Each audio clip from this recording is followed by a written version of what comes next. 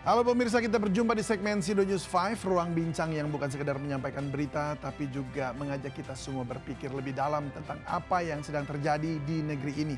Dan berikut rangkuman berita hari ini, saya David Silahon.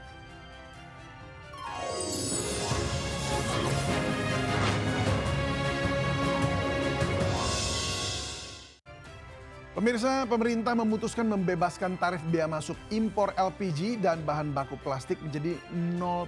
Nah, kebijakan ini dilakukan sebagai langkah meredam dampak ketidakpastian global yang bisa dimanfaatkan dunia usaha di semester kedua ini. Menteri Koordinator Bidang Perekonomian Erlangga Hartarto menjelaskan, stimulus bebas bea masuk impor LPG dan bahan baku plastik ini diberikan untuk mendukung stabilitas harga dan sektor industri di tengah ketidakpastian global. Erlangga menegaskan insentif bea masuk 0% untuk impor LPG diberikan khusus bagi industri petrokimia. Kebijakan ini diperlukan karena harga LPG mengalami kenaikan akibat terganggunya pasokan dan rantai distribusi global. Pemerintah berharap penghapusan tarif impor LPG dan bahan baku plastik dapat membantu menekan biaya produksi, menjaga daya saing industri dalam negeri, serta memastikan ketersediaan pasokan bagi sektor manufaktur. Memberikan insentif untuk impor LPG dan bahan baku plastik. Nah, pemerintah menetapkan bea masuk 0% untuk impor LPG bagi industri petrokimia.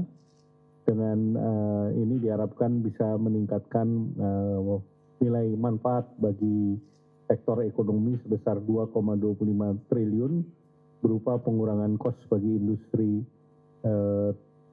terkait dan efek multiplier efek atau efek pengganda yang bisa didorong. Kemudian juga pemerintah mengharapkan dengan adanya bahan baku plastik yang 0 ini juga akan membantu terkait dengan inflasi, terutama hampir seluruh packaging makanan dibungkus dengan plastik. Pihak keluarga korban penyiksaan mengapresiasi penangkapan Taufik Hidayat tersangka penyekapan dan kekerasan terhadap Yuvita Tri Rezeki. Pihak keluarga pun berharap tersangka dihukum seberat-beratnya dan menuntut keadilan terhadap kondisi korban yang cacat usai dianiaya tersangka. Sandy, kakak korban penyekapan dan penganiayaan, mengapresiasi kinerja polisi dan berhasil menangkap tersangka. Dirinya pun meminta tersangka dihukum berat dan menuntut keadilan terkait kondisi korban yang mengalami cacat hingga kebutaan akibat penganiayaan yang dilakukan tersangka. Assalamualaikum warahmatullahi wabarakatuh. Alhamdulillah pihak Polda Tewak izin kawargi Indonesia tekudunya izin ke kaut nama da kautna geus masrakeun kumaha make bebas. Urang hanyoka panonna ke radio urang bisa ningali. Hatur nuhun. Assalamualaikum. Gubernur Jawa Barat Deddy Mulyadi meminta Taufik Hidayat, pelaku penyekapan dan penganiayaan kekasihnya, diganjar hukuman setimpal dengan perbuatan. Warga Jawa Barat atas nama kemanusiaan, atas nama penegakan hukum, atas nama nurani, kami mengucapkan terima kasih dan penghargaan yang setinggi-tingginya kepada Bapak Kapolda Jabar dan seluruh jajaran Dirkrim Dirkrimsus, Dir Cyber, Dir PPA, semuanya yang sudah dengan cepat menangkap pelaku biadab Taufik Hidayat di Majalengka. Semoga saudara Taufik Hidayat mendapat hukuman yang setimpal dengan perbuatannya yang melanggar batas-batas kemanusiaan. Saya ucapkan terima kasih. Sukses untuk jajaran Polda Jabar. Pemirsa, mulai Juli 2026 pembagian komisi bagi para ojek online dan aplikator resmi dipangkas menjadi 8%. Kebijakan ini merupakan tindak lanjut atas perintah Presiden saat pidato di Hari Buruh 1 Mei lalu. Kesepakatan diambil oleh dua aplikator ojek online yakni Goto dan Grab saat bertemu Wakil Ketua DPR RI Sufmi Dasko Ahmad dan Cucun Ahmad Samsurisal. Penerapan komisi 8% ini sudah ditunggu-tunggu pengemudi ojek online usai disampaikan Prabowo saat May Day lalu di Silang Monas. Tanggal 1 Juli 2026, Gojek Indonesia akan mulai mengimplementasikan Komisi 8% untuk layanan transportasi penumpang ojek online roda 2 yang kalau di Gojek kita sering manggilnya GoRide begitu ya.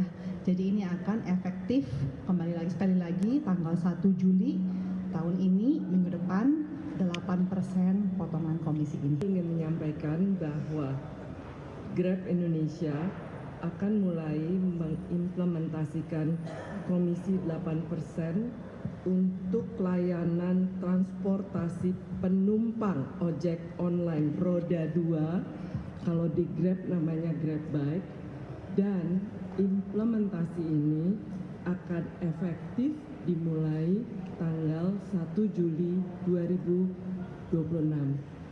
Terima kasih. Menteri Dalam Negeri Muhammad Tito Karnavian bersama Menteri Perumahan dan Kawasan Pemukiman Marwar Sirait menyepakati sejumlah penyesuaian dalam program pembangunan 3 juta rumah.